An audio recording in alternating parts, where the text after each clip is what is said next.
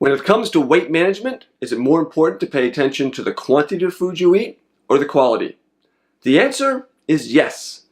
Bear with me, because this is a subject that drives me batty. Welcome, I'm John of John Health and Fitness. No miracles, real life. Part of real life is the struggle many of us have with weight management, compounded by needless controversies that can only create more confusion and frustration on the part of people who are just trying to be healthy. Now stick with me until the end on this, because once you understand what the controversy is all about, it will really help you to make much better decisions going forward. This particular controversy has to do with two competing fields of thought. The calories in, calories out crowd that maintains all you need to do is watch the calories you consume versus the calories you expend, and the crowd that maintains no, you don't have to count calories, it's merely the quality of food that matters. Here's the thing, both are true. If you read their research, they basically agree both are true. But for some reason, they just want to argue. What set me off most recently on this, and yes, these are the kinds of things that set me off these days, that's just where I am in my life, was an article in the LA Times titled, "The Case Against Carbohydrates Grows Stronger." I'll link that down in the description. Very early in the article, they state, people have a hard time believing that weight control isn't just a matter of calories eaten and calories burned. There's a reason for that. Because weight control really is just a matter of calories eaten and calories burned. In fact, read down a few more paragraphs, that is what this study proves. It is explicitly stated, explicitly outlined, that that's exactly what happened. This is what they did. Had a large group of people, put them on a weight control diet, varied the ratio of carbohydrates that they eat from 20 to 40 to 60%.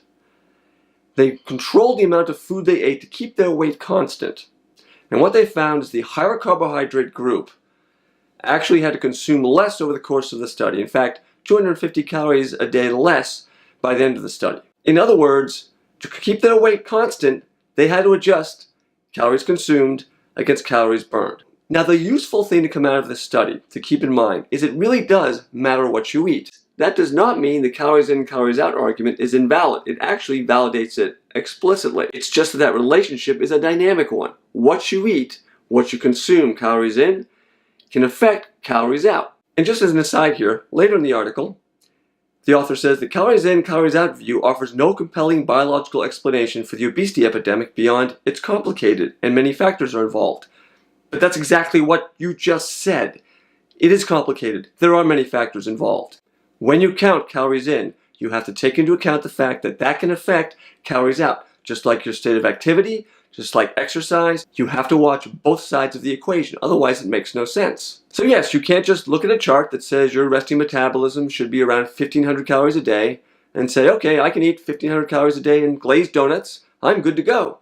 No, you're not. Because that 1,500 calories a day in glazed donuts is going to affect your calories out. Your metabolism, it's not going to be 1,500 calories. It's going to be a lot less. Like a lot less, because you're going to be sick to your stomach and not want to move at all. In fact, weight management is going to be the least of your problems. And so when you hear that this is a controversy, when you get what sounds like potentially conflicting advice, it's not conflicting. It is just complicated. It involves a lot of factors. And you're never going to nail it precisely. But you do know that if you eat that chocolate cake, it's not just the 200 calories of that chocolate cake. It's the fact you're shaving some of that calories that you would normally expend just sitting around. In fact, it's really useful when you think, well, I'll forego my bowl of oatmeal and fruit in the morning and instead have a bagel because the calories are equal. The calories in are equal, but that metabolic response you have, based on the carbohydrate insulin model that this article goes into, will reduce the output. You don't need to know the exact numbers. You weigh yourself frequently enough, you'll know the numbers. You'll know the effect it's having on you.